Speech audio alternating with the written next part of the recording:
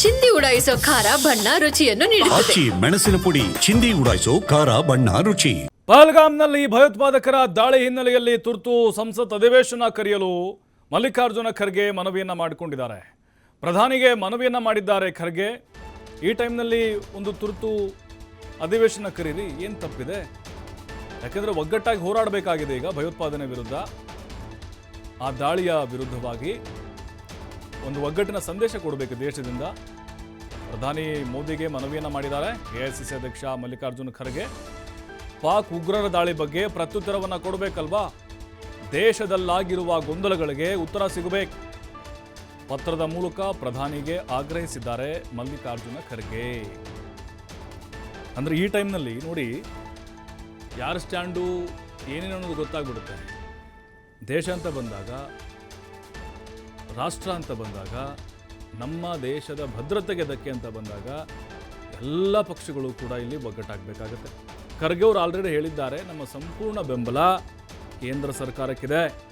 ಅವರು ಯಾವುದೇ ನಿರ್ಧಾರ ತೆಗೆದುಕೊಂಡರೂ ಕೂಡ ನಾವು ಬದ್ಧರಾಗಿದ್ದೇವೆ, ಅವ್ರ ಜೊತೆಗಿದ್ದೇವೆ, ಇದರಲ್ಲಿ ರಾಜಕೀಯ ಬೇಡ. ಈಗ ಒಂದು ತುರ್ತು ಸಂಸತ್ ಅಧಿವೇಶನ ಕರೆಯುವಂತೆ ಒತ್ತಾಯವನ್ನು ಮಾಡಿದ್ದಾರೆ. ಅವಕಾಶಗಳಿದ್ದಾವೆ.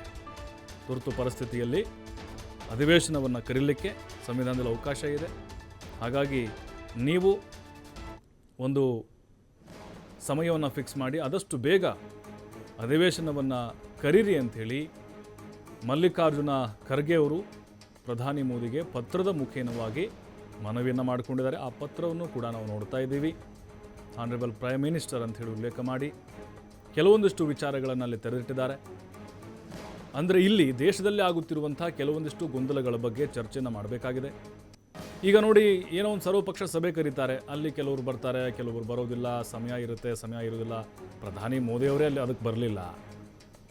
ಈಗ ಸಂಸತ್ ಅಧಿವೇಶನ ಕರೆದುಬಿಟ್ರೆ ಎಲ್ಲರೂ ಕೂಡ ರಾಜ್ಯಸಭಾ ಮೆಂಬರ್ಗಳು, ಲೋಕಸಭಾ ಮೆಂಬರ್ಗಳು, ಪ್ರಧಾನಿ, ಎಲ್ಲ ಕ್ಯಾಬಿನೆಟ್ ಮಿನಿಸ್ಟರ್ಸು, ಎಲ್ಲ ಪಕ್ಷಗಳರೂ ಒಂದಾಗಿ ಅಲ್ಲಿ ಚರ್ಚೆ ಮಾಡ್ಬೋದು ಅಂತ ಅಭಿಪ್ರಾಯಗಳನ್ನು ಕಲೆ ಹಾಕಬಹುದು.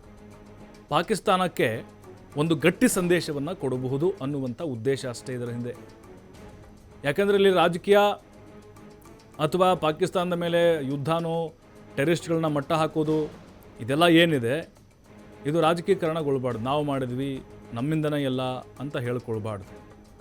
ಹಾಗಾಗಿನೇ ಎಲ್ಲ ಪಕ್ಷಗಳನ್ನು ವಿಶ್ವಾಸಕ್ಕೆ ತೆಗೆದುಕೊಳ್ಬೇಕು, ಎಲ್ಲ ನಾಯಕರೊಂದಿಗೆ ಚರ್ಚೆಯನ್ನು ಮಾಡಬೇಕು, ಅವರ ಅಭಿಪ್ರಾಯವನ್ನು ಕಲೆ ಹಾಕಿ ಒಂದು ನಿರ್ಧಾರಕ್ಕೆ ಬರಬೇಕು ಅನ್ನೋದು ಮಲ್ಲಿಕಾರ್ಜುನ ಖರ್ಗೆ ಅವರ ಅಭಿಪ್ರಾಯ ಆಗಿದೆ.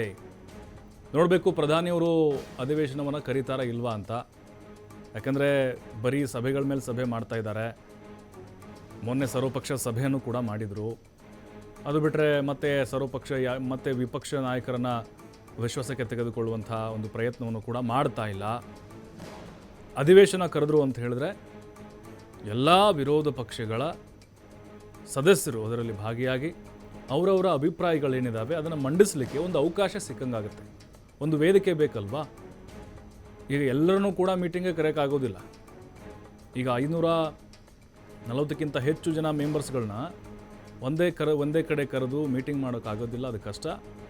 ಹಾಗಾಗಿ ಒಂದು ಸಂಸತ್ ಅಧಿವೇಶನ ಕರೆದುಬಿಡಿ ಅಂತ ಕೇಳಿಕೊಂಡಿದ್ದಾರೆ.